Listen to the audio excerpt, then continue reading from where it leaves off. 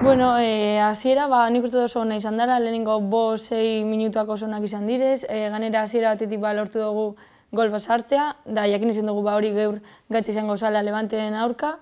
Bai, igual gero hortik aurrera apurue kostein jakule partiduen jabetza, baloian jabetza mantentzea, baina garrantzitsuena lortu dugula garaipena eta 3 puntuak gureak direla. Bai, azkeneko partidak ez dire izen oso onak, edo lortu dugun emaitza igual ez da izen guk espero gendune. Orduen jakin izan dugu hasieratik gaurko partidok euki da bene garrantzia, lortu dugu 3 puntuak, beti zen aurrean jartzea, eta azkenean garrantzitsua dena bai, San Mamesen azkenean garaipena lortzea.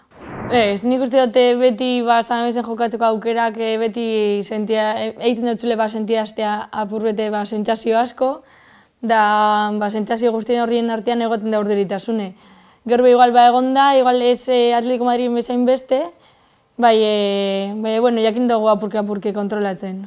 Atsedenak beti izaten dira beagoak aurreko partiduetan 3 puntuak lortzen badozuz, orduen aste honetan toke egingo da apurbete gure ritmoa bajatzea, hartzea atseden hori behar den moduen, deskantzatzea eta azkenan geratzen dira hurrengo 4 partiduak garaipenaren bila joatea. Badakigu ezin dugula aurkari bat gutxietzi, partidu guztiek gatzak izango dizela, da azkenan goian badauz klasifikazioan oso maila ona dakila da, beti badauz horrek ez dugu esan gure maila aldetik gutxiago eukiko daurienik, eukiko daurie ardura hori, 3 puntuen behar hori mantentzeko maila honetan.